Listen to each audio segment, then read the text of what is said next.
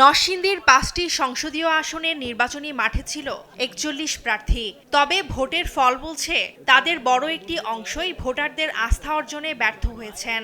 নরসিংদী ১ সদর আসনে ৮ প্রার্থীর মধ্যে ৬ জন, নরসিংদী ২ পলাশে ৩ জন, নরসিংদী ৩ শিবপুরে ৫ জন, নরসিংদী ৪ মনোহরদী বেলাবতে ৭ জন এবং নরসিংদী ৫ রায়পুরায় ৬ জন প্রার্থী হারিয়েছেন জামানত। জামানত রক্ষা করতে হলে মোট ভোটের কমপক্ষে ১/৮ ভোট পেতে হবে। কম হলে স্বয়ংক্রিয়ভাবে বাজেয়াপ্ত হয় জামানত। এবার নির্বাচনে জেলায় সেই শর্ত পূরণ করতে পারেননি অধিকাংশ প্রতিদ্বন্দ্বী প্রার্থী।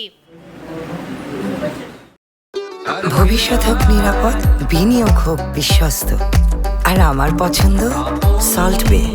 ওয়েলকাম টু সল্ট বে। রাজনীতিবিদ ও ভোটাররা বলছেন এই ফল শুধু পরাজয় নয়, জনসম্পৃক্ততার এক স্পষ্ট সূচক।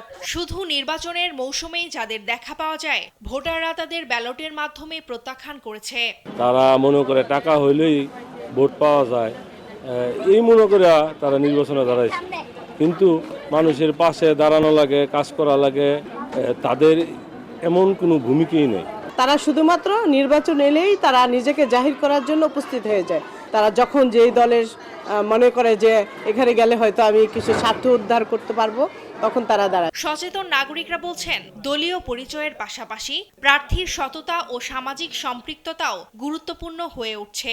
যেদিকে পাশের বেশি থেকে প্রভাবটা সেদিকেই যায়, ওই সচেতনতা আমাদের মধ্যে নাই।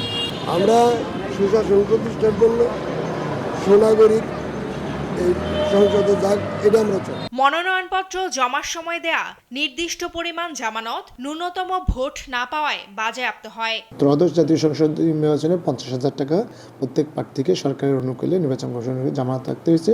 যেনারা একটা নির্দিষ্ট সংখ্যক ভোট না পাবেন তাদের জামানতটা সরকারের অধীনে বাজেয়াপ্ত করা হবে। নির্বাচন পরবর্তী আইনশৃঙ্খলা পরিস্থিতি স্বাভাবিক রাখার জন্য আমরা যথেষ্ট উদ্যোগ গ্রহণ করেছি।